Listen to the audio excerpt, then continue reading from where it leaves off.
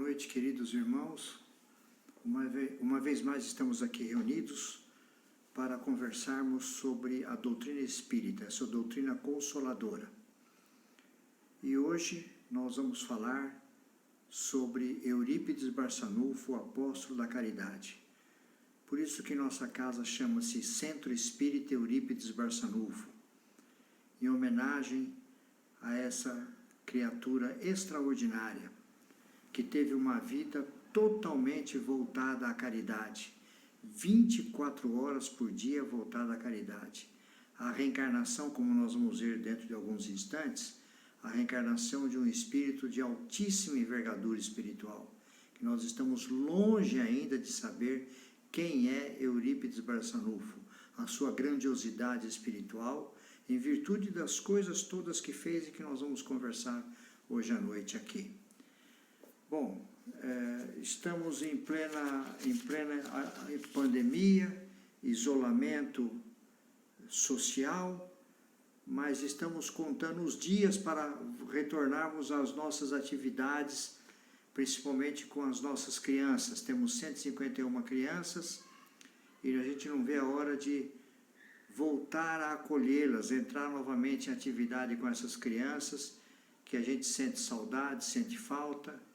A escola com aquela gritaria de crianças, que para nós é uma harmonia, é uma música para os nossos ouvidos, né? Então a gente está contando os dias para voltarmos gradativamente às nossas atividades. Bom, voltando a Eurípides Barçanufo, Eurípides nasceu em 1º de maio de 1880, na cidade de Sacramento, em Minas Gerais, e desencarnou com 38 anos de idade, em 1º de novembro de 1918. Eurípides, filho de uma família de 15 irmãos, ele fazia parte de 15 irmãos, ele era filho do seu Hermógenes, Ernesto de Araújo, que é o seu Mojico, o apelido do pai dele era Mojico, por isso que nós temos a nossa Rádio Mojico, em homenagem ao pai de Eurípides. A Rádio Mojico vocês podem acessar, muita gente não conhece nossa rádio, pode acessar a rádio, deixa eu desligar o computador aqui.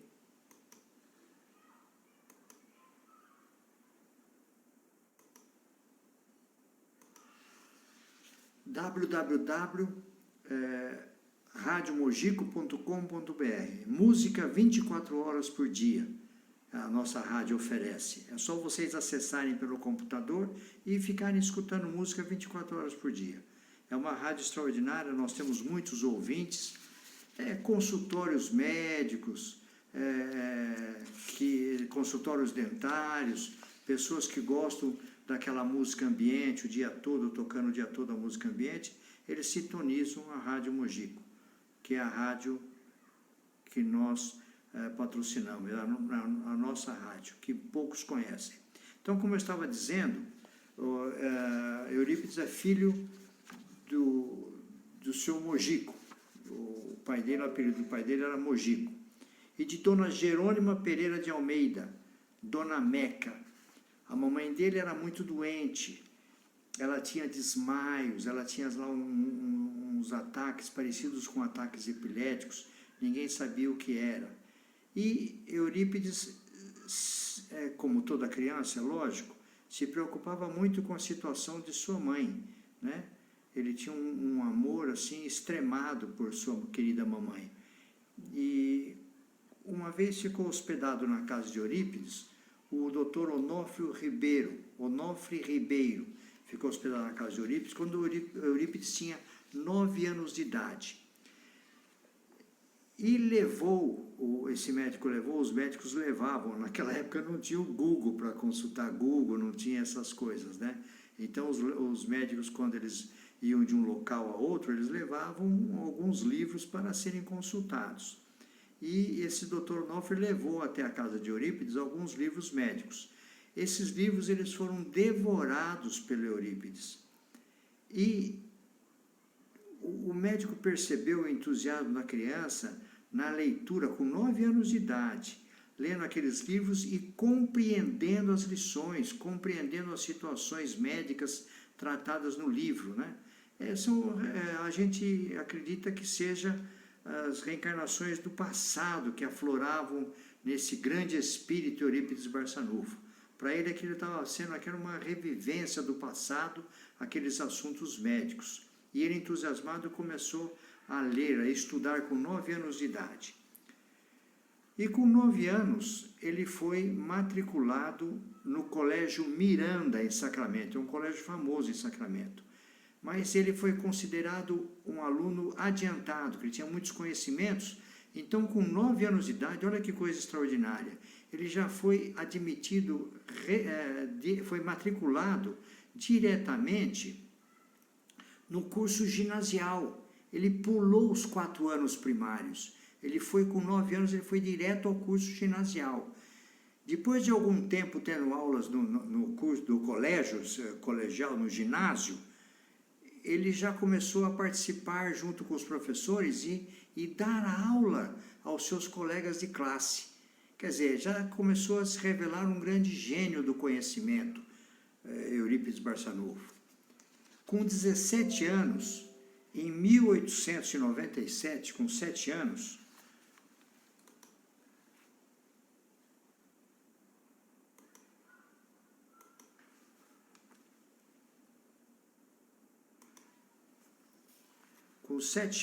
com 17 anos de idade, em 1897, com 17 anos de idade, ele fundou uma farmácia homeopática.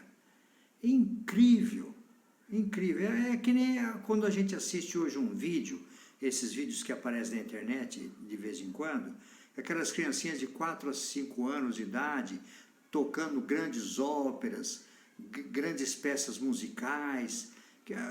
O que é aquilo? É uma recordação de vidas passadas, porque a criança já traz aquele conhecimento, aquele conhecimento aflora e ela executa aquelas peças maravilhosas que deixam todos os professores de música de boca abertos. E muitos, que são grandes experts em música, não conseguem, às vezes, tocar da maneira como aquela criancinha está tocando. Eurípides é a mesma coisa no que diz respeito aos conhecimentos, que nós vamos ver aqui. Então, ele fundou uma farmácia homeopática.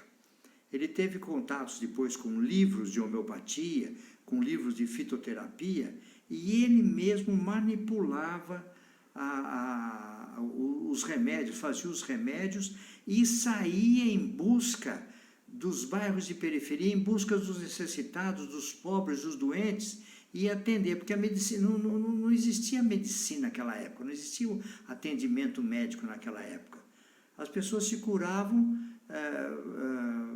pelas recomendações um dos outros, um falavam com os outros, davam dicas de medicamentos, de remédios, muitas ervas, muitos chás medicinais, e as pessoas iam se tratando dessa maneira.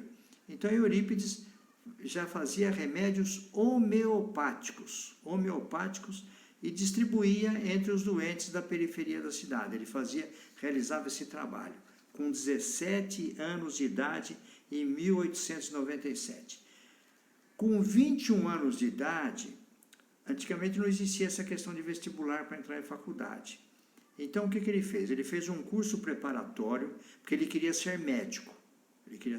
Então, com 21 anos de idade, ele foi com o pai dele para o Rio de Janeiro e ele fez um curso preparatório para a Escola de Medicina do Rio de Janeiro, a Escola da Praia Vermelha, onde anteriormente, não no prédio que Eurípides iria estudar, que é na Praia Vermelha, num prédio já na cidade do Rio, onde formou-se Bezerra de Menezes alguns anos antes.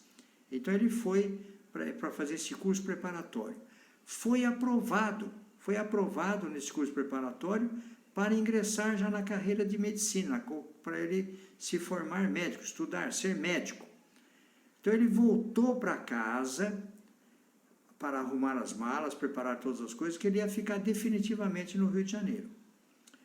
A mamãe dele, Dona Meca, quando soube disso, ela passou muito mal. Ela teve lá um desmaio, passou muito mal, e com isso o que fez Eurípides? Desistiu de estudar medicina, porque ele falou assim, não vou deixar a mamãe sozinha aqui, não quero deixar a mamãe. Que ele ia estudar 4 anos de medicina no Rio de Janeiro naquela época, ele falou, não vou deixar a mamãe sozinha. Então, ele desistiu de viajar para o Rio de Janeiro para continuar em Sacramento ao lado de sua mãe, apesar de ter sido aprovado para o curso de medicina no Rio de Janeiro. Com 22 anos de idade, ele fundou, com aqueles professores do Colégio Miranda, onde ele estudou, e ele deu aulas lá, com 9 anos de idade, ele fundou o Liceu Sacramentano, que veio a ser um dos principais colégios de Sacramento. E além disso, ele trabalhava, ingressou também como jornalista na Gazeta de Sacramento, publicando artigos sobre, olha o trabalho que ele fazia nessa Gazeta de Sacramento. Ele publicava artigos sobre economia, literatura e filosofia, com 22 anos de idade. Autodidata, ele era um autodidata, ele adquiriu conhecimentos de medicina e direito, ele aprofundou-se nos estudos, além de astronomia, filosofia, matemática, ciências físicas e naturais e literatura, mesmo sem ter feito o curso superior, o ensino superior. Com 23 anos de idade, ele ganhou do padre Antônio Teodoro da Rocha Maia, porque eu omiti.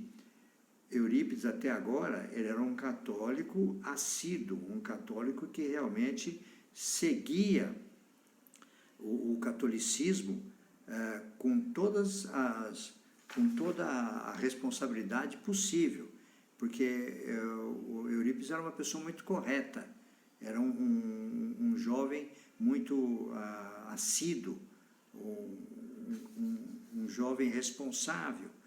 Então, ele recebeu desse padre, que ele frequentava a igreja, obviamente, por ser católico, ele recebeu um presente, ele recebeu uma Bíblia, para que Eurípides lesse a Bíblia, tivesse contato com as passagens bíblicas. Isso, naquela época de Eurípides, não era permitido. Olha que interessante, as pessoas não tinham acesso à Bíblia. Inclusive, foi até 1960, se eu não me engano, as missas, os padres faziam as missas em latim, de costas para o público, porque o público não deveria tomar contato com as revelações divinas, né? Os padres diziam assim que nem tudo podia ser revelado, nem tudo poderia ser dito. Então o povo não tinha contato, muito menos com a Bíblia, naquela época de Eurípides. Então, naquela época, ele recebeu essa Bíblia e o padre falou para ele, não diga para ninguém que eu lhe dei essa Bíblia, porque eu não posso fazer isso. É que reconheceu que era um menino muito inteligente, né? Muito esforçado, deu a Bíblia para Eurípides. E o Eurípides começou a estudar a Bíblia. Começou a estudar a Bíblia e Eurípides teve uma dúvida cruel. Ele não entendia o Sermão da Montanha. Por quê? Porque o Sermão da Montanha, quando Jesus fez o Sermão da Montanha, Jesus tratava claramente, falava claramente da vida futura. Bem-aventurados sois vós que sofreis, porque vocês serão recompensados. Recompensado quanto? O cara sofre a vida toda e morre, né? Vinde a mim todos vós, o que estáis sobrecarregados e aflitos. E ele fala, poxa, como é que pode? Como é que vai acontecer isso? Ele não entendia o Sermão da Montanha. Com 24 anos de idade, ele tomou conhecimento que alguns parentes dele, de Eurípides, se reuniam em sessões espíritas em Santa Maria. Santa Maria era um sítio um pouquinho afastado de Sacramento, acho que 13 quilômetros de Sacramento. Então ele tinha lá uns parentes, eles se reuniam em sessões espíritas, lá no Centro Espírita Fé e Amor, que havia sido fundado em 28 de agosto de 1900, por Frederico Peiró e Mariano da Cunha. Mariano da Cunha era o tio Senhor, apelidado de tio Senhor, que era tio de Eurípides. E ele tomou conhecimento, e ele não gostou, ele ficou revoltado. Por quê? Porque ele era católico e não gostava, né, da doutrina espírita, ele não conhecia a doutrina espírita, e os comentários a respeito de doutrina espírita eram desairosos, não eram bons. E Eurípides começou a contestar com o tio dele, o tio Mariano, ele começou a contestar com o tio. E Eurípides era mais inteligente, tinha muito mais cultura que o tio. Então o tio, ele ficava numa situação enrascada, porque o tio era médium, trabalhava no centro espírita, já tinha contato com os espíritos, já estava convencido da seriedade e da clareza da doutrina espírita, e Eurípides colocava ele em situação que ele não sabia responder às dúvidas de Eurípides, porque Eurípides era muito mais inteligente. O que fez o tio Mariano? O tio Mariano, numa das vezes que o tio Mariano ficou hospedado na casa de Eurípides, lá em Sacramento, o tio Mariano levou um livro e deu de presente para Eurípides.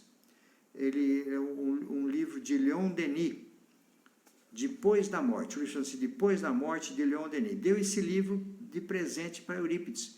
Falou, leia esse livro, que Leon Denis vai falar melhor com você do que eu falo, porque eu não consigo resolver todas as suas dúvidas, né? Então, leia esse livro. Eurípides começou a ler o livro e ficou assim encantado com a lógica do livro, né? Que é a exposição de Leon Denis. Ele ficou encantado e ele não dormiu aquela noite. Ele ficou lendo o livro e atravessou a noite em claro, sem conseguir se desligar daquele livro, sem conseguir parar a leitura. E Eurípides disse assim para o tio no outro dia de manhã, quando o tio dele falou assim, você nem dormiu, você ficou lendo o livro. Ele falou, tio, jamais vi alguém contar as glórias da criação com tamanha profundidade e beleza. Jamais vi alguém contar as glórias da criação com tanta profundidade e beleza. Ele ficou encantado com o livro. E aí o que aconteceu? Ele se interessou em visitar as sessões espíritas que o tio participava. Ele queria ver aquilo lá. Como que era aquilo lá? Que esse negócio de sessão espírita, que eles recebem espíritos, tudo agora, ele se entusiasmou depois que ele leu esse livro de Leon Denis. E ele foi, em 1º de abril de 1904, uma sexta-feira da Paixão, que foi o dia da conversão de Eurípides Barçanufo à doutrina espírita.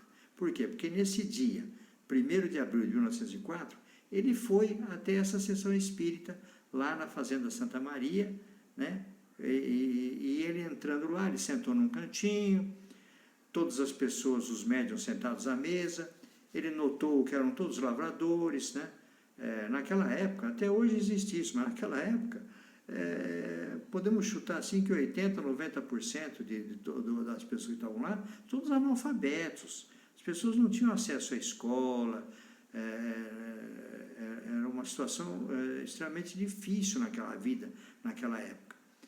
E ele notou que lá, dentro desses médiuns que estavam sentados à mesa nessa sessão espírita, tinha um Aristides. Aristides ele conhecia, era um médium extremamente inculto, totalmente analfabeto, não sabia nada, ele não tinha cultura nenhuma, o Aristides, era um bronco.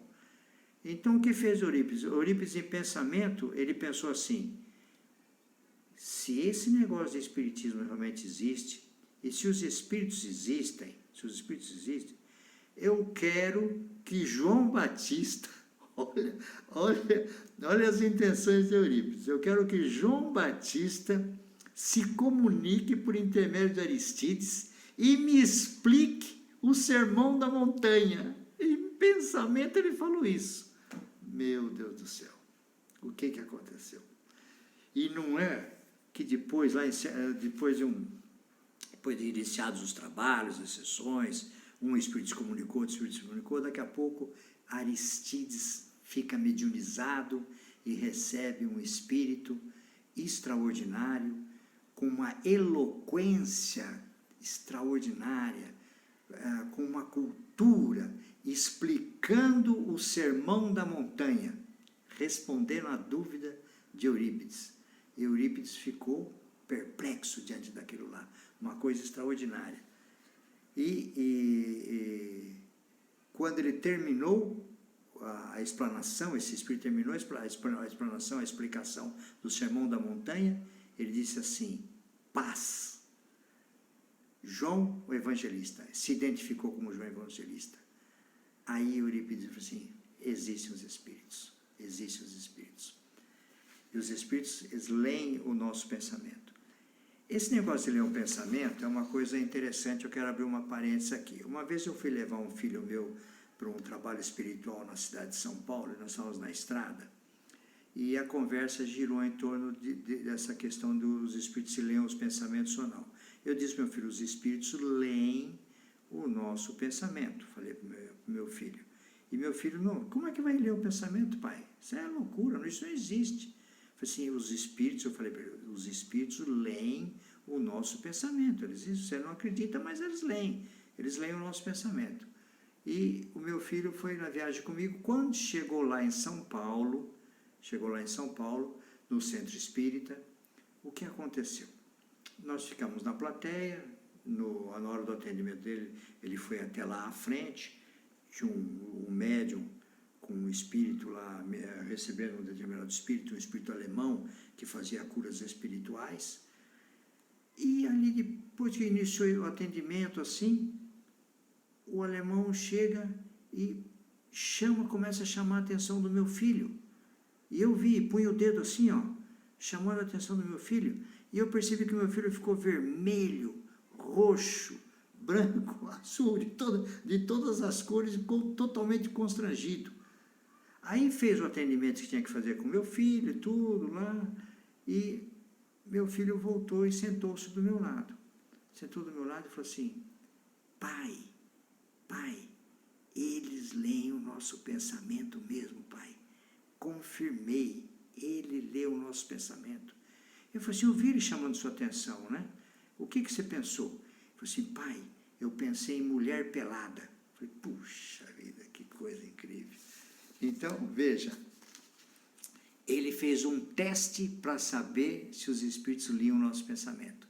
João Evangelista, naquela sessão onde Eurípides estava, leu o pensamento de Eurípides, que pedia, né? Se os espíritos existem mesmo, eu quero que João Evangelista venha me dizer, venha me explicar o Sermão da Montanha, que é a dúvida que eu fiquei após ler a Bíblia. E quero que seja por intermédio de Aristides. A exigência de Eurípides foi maior, que seja por intermédio do médium Aristides, porque ele sabia quem era Aristides. Aristides não teria condições de fazer uma explicação daquele tipo. E o Espírito veio por intermédio de Aristides e deu a explicação extraordinária que o convenceu. E a partir daquele momento, Eurípides, com a sua retidão de caráter, disse assim: a partir de hoje eu sou espírita. Eu estou convencido da existência dos espíritos e a partir de hoje eu sou espírita.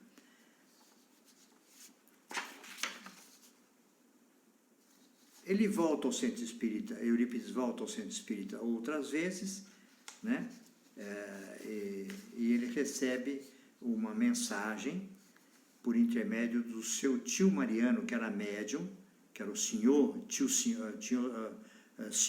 Senhor, é o apelido do seu Mariano da Cunha, que era o tio de Eurípides. Recebe uma mensagem e o espírito se comunica e diz assim: afaste-se da Igreja Católica e da Irmandade Vicente de Paula, porque Eurípides era o presidente da Irmandade Vicente de Paula lá em Sacramento. Então ele pediu para que ele se afastasse da Igreja Católica e da Irmandade Vicente de Paula. E se identificou eu sou Vicente de Paulo, o seu protetor espiritual, o seu guia espiritual. Então o guia espiritual de Eurípides Barcelona se comunicou a ele, inclusive dizendo o nome, que era o próprio Vicente de Paulo. E Eurípides fez isso. Isso aí foi, Eurípides tinha, em 1904, 24 anos de idade. E Eurípides, depois que ele se converteu ao espiritismo, ele e os sócios dele no Colégio Sacramentano tiveram sérios problemas, porque os pais, quando descobriram que Eurípides era espírita, retiraram as crianças da escola, retiraram inclusive os móveis da escola, tudo que eles tinham feito para montar essa escola, que era o Liceu Sacramentano, e o prédio foi inclusive requisitado também, quer dizer, Eurípides foi expulso e a escola se extinguiu. Eles levaram os alunos para outros lugares, para outras cidadezinhas próximas, para outras regiões, e Eurípides entrou em profunda tristeza em virtude daquilo que tinha acontecido, mas ele não modificou a sua crença religiosa, apesar de todo o sofrimento de ter acontecido tudo aquilo ali. E em 1905, ainda continuando, depois de se converter à doutrina espírita, ele elegeu-se vereador de Sacramento, e cumpriu um mandato de 3 anos, depois foi reeleito por mais 3 anos. E ele trouxe uma série de benfeitorias para a cidade de Sacramento. Ele trouxe o bondinho, ligando o Sacramento à estação do Cipó, instalou o primeiro telefone na cidade, trouxe para a cidade energia elétrica e a água encanada. E, além disso, ele desempenhava as atividades de jornalista, professor que ele era, né? E continuava trabalhando na farmácia homeopática. Só que a farmácia homeopática fazia tudo gratuitamente, não cobrava nada, era tudo gratuito. E ele fazia as escriturações também de 2 casas comerciais, que é de onde ele tirava o rendimento para sobreviver. E em janeiro de 1905, ele fundou o Grupo Espírita Esperança e Caridade, em sua casa em Sacramento. Na sua própria casa, um quartinho lá da sua casa, ele fundou o Grupo Espírita Esperança e Caridade em janeiro de 1905, onde ele fazia reuniões mediúnicas e doutrinárias. Isso 25 anos de idade. Com 27 anos de idade, ele estava no auge do seu desalento, porque havia perdido tudo, os alunos e tudo, aquela situação difícil, né? Quando ele recebe a visita de um espírito e ele psicografa, ele é um médium psicógrafo que recebe essa mensagem de um espírito de alta envergadura. O espírito deixa para Eurípides Barçanufo a seguinte mensagem: apague da placa o nome Liceu Sacramentano, que guarda resquícios da vaidade humana, e coloque Colégio Allan Kardec. Dê aulas do Evangelho do meu filho às quartas-feiras e monte um curso de astronomia. Repetiu, monte um curso de astronomia. O novo colégio terá a proteção do meu manto de amor. Maria, serva de Deus, a mãe de Jesus, se comunicou com Eurípides deixando essa mensagem, para dar aquele alento a Eurípides, que estava muito abatido com a situação. Por aí a gente vê a qualidade espiritual de Eurípides Barçanufo recebendo uma mensagem da mãe de Jesus. Depois nós vamos ver, não sei se o tempo não vai permitir, que é uma pena, e eu não queria prejudicar a sequência, que eu preparei aqui uma sequência, uma lógica, para não atropelar os assuntos, né? Bom, ele inaugurou em 31 de janeiro de 1907, eu vou correr um pouquinho mais. Ele inaugurou em 31 de janeiro de 1907 o Colégio Allan Kardec, o primeiro colégio espírita do Brasil, onde ele reunia os alunos de ambos os sexos. Antigamente não era assim. Antigamente tinha escolas, inclusive, que só aceitavam homens. Mulheres não. E tinha escola de homens para mulheres e separado. Ele não, ele aceitou, a escola dele tinha ambos os sexos nas mesmas salas de aula. E ele ensinava o Evangelho de Jesus à luz da doutrina espírita para os seus alunos. E também dava as aulas, como Maria, mãe de Jesus, pediu, dava aulas de astronomia, matemática, geometria, aritmética, trigonometria, ciências naturais, botânica, zoologia, geologia e paleontologia, português, latim, francês, astronomia, inglês e castelhano. Aquela era uma escola fora de série naquela data, em 1907. Os alunos que passaram por lá se tornaram grandes profissionais, né? Pessoas com muito conhecimento. Por quê? Porque Eurípides ensinava de uma forma que depois, naquela época, os inspetores de ensino, eles iam até a cidade para avaliar o ensino da escola para ver se mantinha ou não a licença de funcionamento. Só que o exame que esses inspetores faziam era diferente de hoje, né? E como é que eles faziam? Eles entravam na sala de aula e eles faziam perguntas orais para os alunos. Escolhiam um aluno, você, me diga isso, me diga. Eles faziam perguntas orais para os alunos responderem ali diretamente. Era uma forma de avaliar o ensino. E a escola de Eurípides, o Colégio Allan Kardec, sempre em primeiro lugar. Um dia aconteceu até uma coisa interessante. O inspetor perguntou uma coisa lá do aparelho circulatório, do aparelho sanguíneo circulatório, e o aluno respondeu, e o inspetor disse que estava errada a resposta. Aí o aluno falou assim, desculpe, com licença, deixa eu consultar aqui o livro. Consultou o livro, levantou, foi até lá e mostrou para o inspetor que o livro estava exatamente como ele tinha respondido.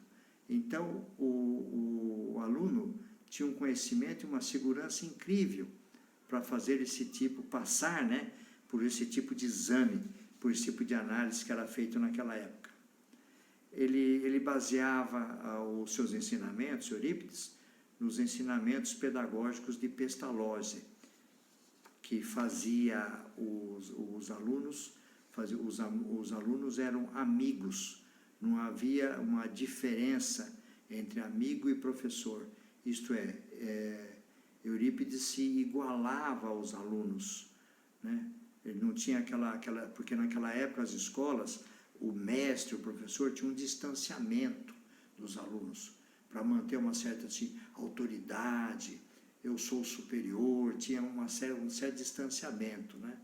Às vezes a gente vê isso em filmes, e Eurípides não, os alunos eram verdadeiros amigos. E Eurípides tinha um hábito também de dar muitas aulas junto à natureza. Quando ele ensinava, ele procurava exemplos na natureza para poder se comunicar melhor.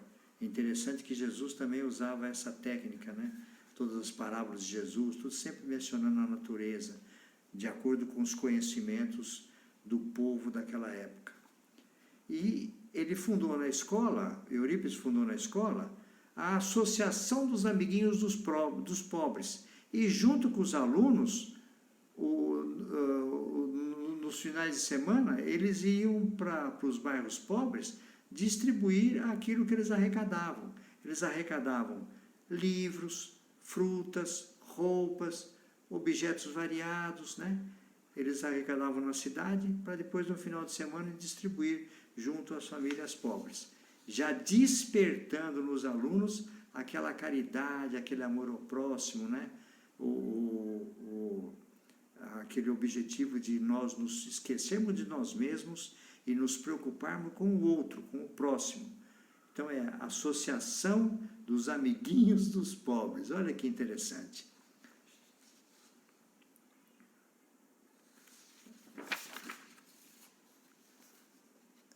Então, eu já vou pular um pouco aqui para falar uma coisa muito interessante e de muito valor a respeito de Eurípides.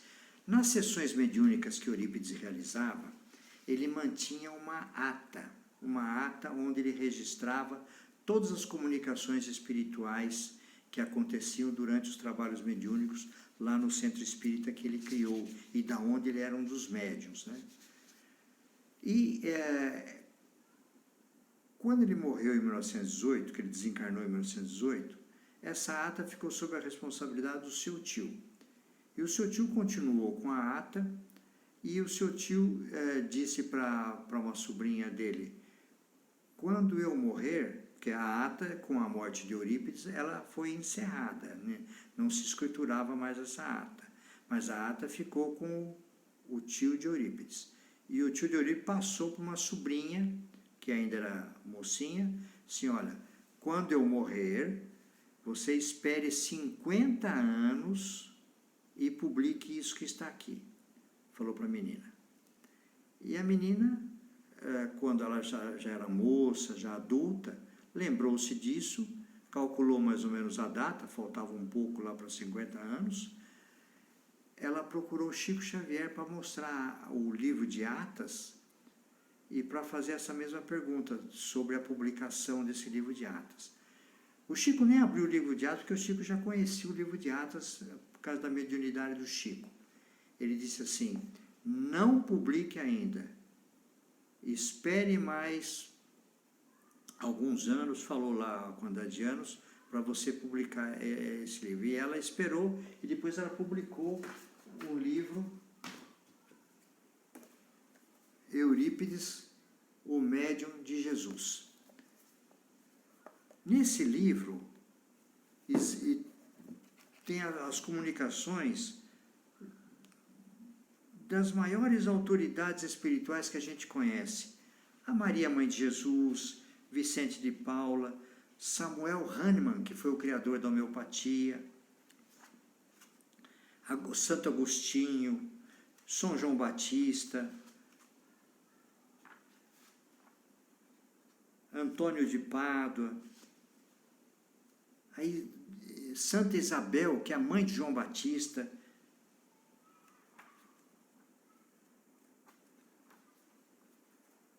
Então, esse livro contém a publicação, estou tentando achar os nomes aqui, não estou vendo. Tem a comunicação de espíritos da maior envergadura. Isso mostra quem era Eurípides para receber espíritos assim, da esfera crística, se comunicando com ele. Inclusive, Jesus se comunica com Eurípides. E um aluno de Eurípides, que fundou em Franca o Colégio Pestalozzi, ele disse que viu uma vez, ele era aluno de Eurípides, viu uma vez Eurípides conversando com Jesus no jardim da escola, porque Eurípides, quando voltou para a sala, disse que estava conversando com Jesus.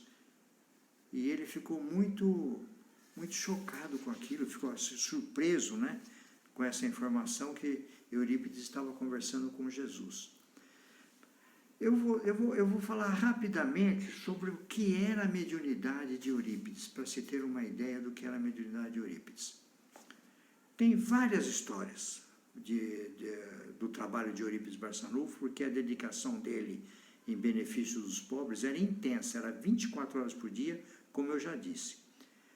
A mediunidade de Eurípides era assim: a senhora lá no sítio, uma senhora no sítio, passando mal, com dores, mal-estar, ela fala para o marido dela, corre até a cidade, busca um remédio lá com o seu Eurípides, que eu não estou passando bem.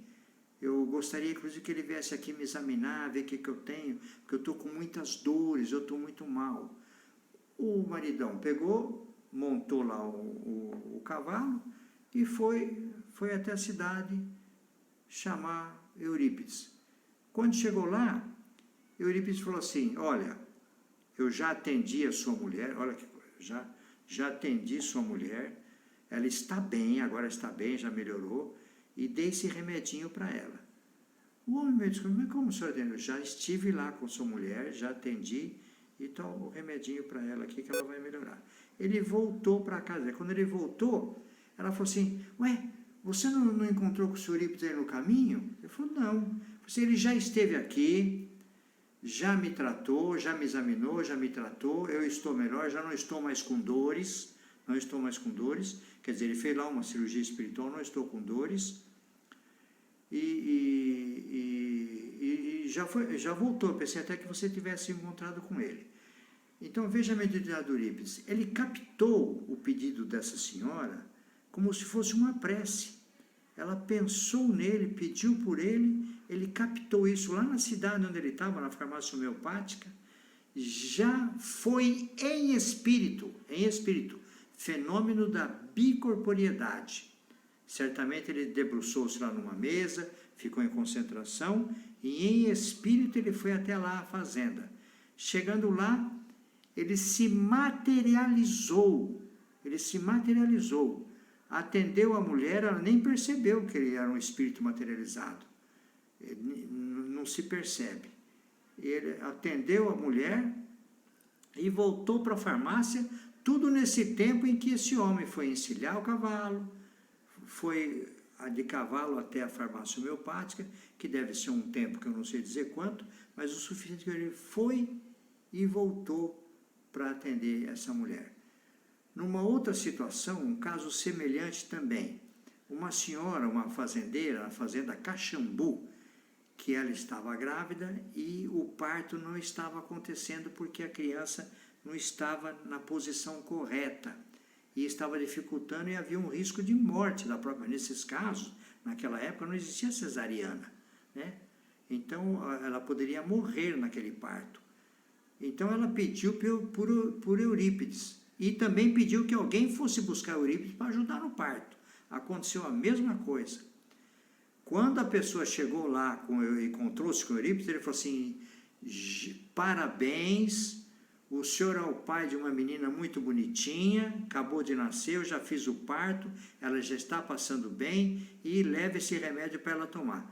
Ele voltou para a fazenda e falou assim: como é que estão as coisas? Ele falou assim: ó, você é pai de uma menininha. Ele levou ele lá para o quarto, a mãe dele, a esposa estava feliz da vida. Falou assim: o senhor Eurípides esteve aqui, fez o meu parto, olha que a menininha, nós somos filhos, somos pais dessa menininha, feito por Eurípides Barçanufo.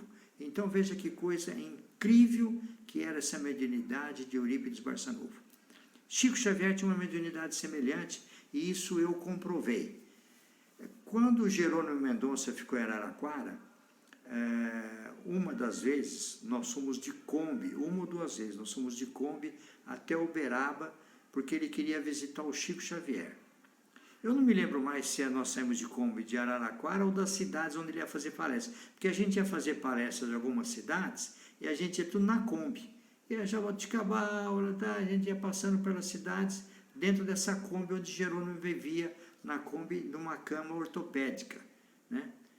Chegando lá em Uberaba, o trabalho do Chico já tinha começado, as ruas estavam lotadas, carros estacionados em todos os lugares, porque era um trabalho muito procurado.